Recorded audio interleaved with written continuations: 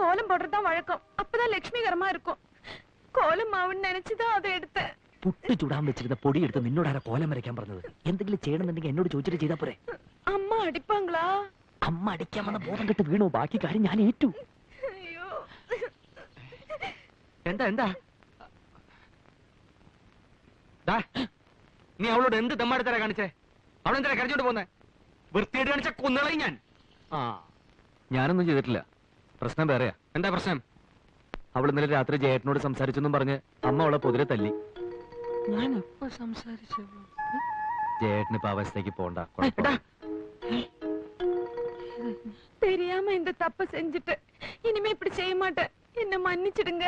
നീ പറയുന്നത് പലതും എനിക്ക് മനസ്സിലാകുന്നില്ല. എന്നുവെച്ചാ തെറ്റ് കണ്ടാ ഞാൻ വഴക്ക് പറയും. ചിലപ്പോ അടിച്ചെന്നും വരും. എന്റെ അമ്മ എന്നോട് ക്ഷമിക്കണം. ഓരോരോ പ്രായത്തിൽ ഓരോരോ തെറ്റുകൾ ഏത് മക്കളും ചെയ്യും. ഞാനങ്ങനെ അറിയാതെ വല്ല തെറ്റും ചെയ്തു പോയിട്ടുണ്ട്. അമ്മ എന്നോട് ക്ഷമിക്കണം. ആരായാലും ഒന്ന് പൊട്ടിച്ചിട്ടേ ഞാൻ ക്ഷമിക്കത്തുള്ളടാ. അപ്പൊ നീ ആയിരുന്നു പുട്ടിന്റെ പൊടിയെടുത്ത് അവക്ക് കൊടുത്തത് അല്ലേടാ? ഹരീഷ്ണ രാജാവിൻ പാർവൈ റാണി പക്കം തേടുതി സ്വർഗം കൈ ഓടുതി വെക്കം പൊന്മാലൈ മയക്കം.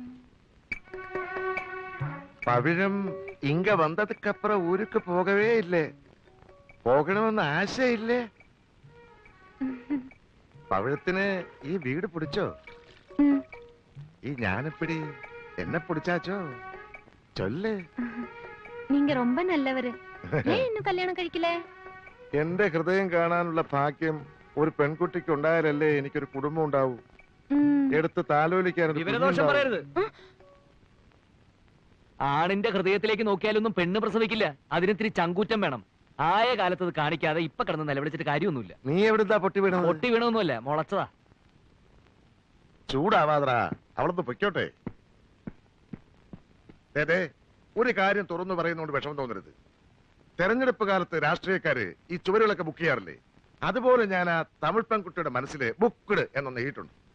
ചങ്കുറ്റം കാണിച്ച് അത് മായച്ചേക്കരുത്. എനിക്ക് സഹിക്കില്ല. നീ ഒന്നും പറയണ്ട. അവള് നല്ലൊരു തമിഴ് കുട്ടിയാ. അവളൊന്നും നീ മുറിക്കകത്തേക്ക് കയറേ വേണ്ടു. ആകെ ഒരു പ്രകാശ. കണ്ടില്ലേ എന്തൊരു പ്രകാശ. ഓടാ. നീ കുറച്ചു ദിവസം പൊള്ളാച്ചി പോയി നിൽക്ക്. ഒരു ടൂർ ഉണ്ടെന്നും പറഞ്ഞ് ഞാനും ഒപ്പം വരാം. നിന്റെ അണ്ണനാണെന്നും പറഞ്ഞ് നിന്നെ ഇവിടെ നിന്ന് പുറത്തിറക്കാൻ ഞാൻ ഒരാളെ ഏർപ്പാട് ചെയ്തിട്ടുണ്ട്. അവൻ വരും. നീ അവന്റെ ഒപ്പം ഇറങ്ങി തന്നാ മതി. പുറകിൽ ഞാനും ഉണ്ടാവും. ഭയപ്പെടാനൊന്നുമില്ല. അവനാള് കുഴപ്പക്കാരനല്ല. നിന്റെ അച്ഛനെങ്ങാനും നമ്മളെ തിരക്കി ഇവിടെ വരുന്നതിലും നല്ലത് ഒന്ന് അവിടം വരെ പോകുന്നതല്ലേ. കുട്ടന്നായർ എഴുതി വരുത്തിക്കാന്ന് വെച്ചാ ഇനി ഒന്നും പെട്ടെന്ന് നടക്കില്ല.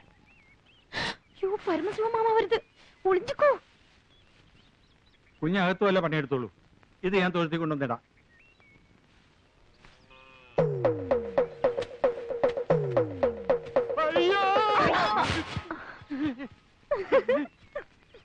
നിന്റെ അണ്ണന് തമിഴും മലയാളവും എല്ലാം ഒരേ ശബ്ദ.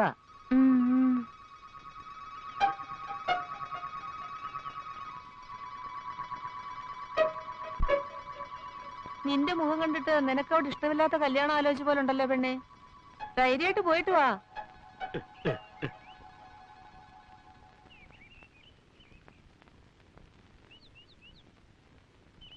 ആ ബാഗ് ഞാൻ പേടിക്കേണ്ട മുന്നിൽ നടന്നോ. ഞാൻ പിടിച്ച് തിന്നാനൊന്നും പോകുന്നില്ല. വേഗം നടക്ക്. തന്നോട് ആരുടെ കോപ്പി ഇതിലെ പോകാൻ പറഞ്ഞത്? ഞാൻ അവിടെ നിൽക്കുന്നല്ലേ പറഞ്ഞത്. നിങ്ങൾ വരാൻ പറഞ്ഞ ഇടവഴിയിൽ പരിചയമുള്ള 1-2 ആളെ കണ്ടു. ഇനിയിപ്പേ ഈ സഹോദര ബന്ധം ഇതോടെ മറന്നേക്കണം. രഹസ്യമാണെന്നും വിചാരിക്കണ്ട, പരസ്യം തന്നെ. താനിത് ആരോടെങ്കിലും പറഞ്ഞാലും വലിയ പ്രശ്നമില്ല. പോ. ശരി. അണ്ണൻ എപ്പടി? പാത്താ കാലം മാതിരി ഇരിക്ക്. സാരമില്ല. സമാധാനപരമായ കുടുംബജീവിതത്തിലേ ഇതൊക്കെ പറഞ്ഞിട്ടുള്ളതാ. ഇനിയിപ്പോ എങ്ങോട്ടാ? നേരെ പൊള്ളാച്ചിക്കോ അതോ പോലീസ് സ്റ്റേഷനിലേക്കോ? ഒന്നും മനസ്സിലാകുന്നില്ല അല്ലേ? എന്നാ മനസ്സിലാകുന്ന ഭാഷയില്ലേ ഞാൻ ഇത്തിരി ആംഗ്യം കാണിക്കാം. അണ്ണൻ വന്ന് കൊണ്ടുപോയെന്നാ പറഞ്ഞത്. പറമ്പി കിളയ്ക്കാതെ ഇതിനകത്തിരുന്നെങ്കിൽ ആ അണ്ണനെ ഒന്ന് പരിചയപ്പെടായിരുന്നു. ഇനി കുറച്ചു കാലം ഈ കൃഷി ഒന്ന് നിർത്തണം. അമ്മാവൻ എന്താ ഉറങ്ങിയില്ലേ? അനന്തരവനും ഉറക്കം വരുന്നില്ല അല്ലേ? ഗോപികൃഷ്ണനും ഉറങ്ങിയിട്ടില്ല. ഒരുത്തൻ 2 ദിവസത്തേക്കാണെന്ന് പറഞ്ഞ് ടൂറിനെങ്ങാണ്ട് പോയിട്ടുണ്ട്. അവന്റെ കാര്യം എന്താണാവും? അവര് நம்ம லாரி மாமா. ലോറി മാമനോ? അയാളാണോ ഈ ലോറി കണ്ടുപിടിച്ചത്? ஐயோ அது இல்ல, லாரி மாமா நம்ம சொந்தக்காரரு. அவர்தான் எங்க லாரியை ஓட்டிக்கிட்டு இருக்காரு. அப்பா என்ன പറഞ്ഞാலும் അങ്ങനെയേ ചെയ്യും. ആ മാമനെ ഇങ്ങോട്ട് വരുത്താതിരിക്കാൻ എന്താ മോളെ ഒരു പണി? மாமா എങ്ക? ഞാനേ ഒരു സാധനം തരാം, വേണ്ടാന്ന് പറയരുത്. സ്നേഹിക്കേണ്ടത് എങ്ങനെയാന്ന് എനിക്ക് അറിഞ്ഞൂടാ. സ്നേഹം തോന്നുമ്പോഴേ എനിക്ക് പനി വരുമാനായി വിറയ്ക്കുന്നത്. എനിക്ക് വലിപ്പച്ചെറുപ്പമില്ല, സ്നേഹം തോന്നിയ ഒട്ടുമില്ല.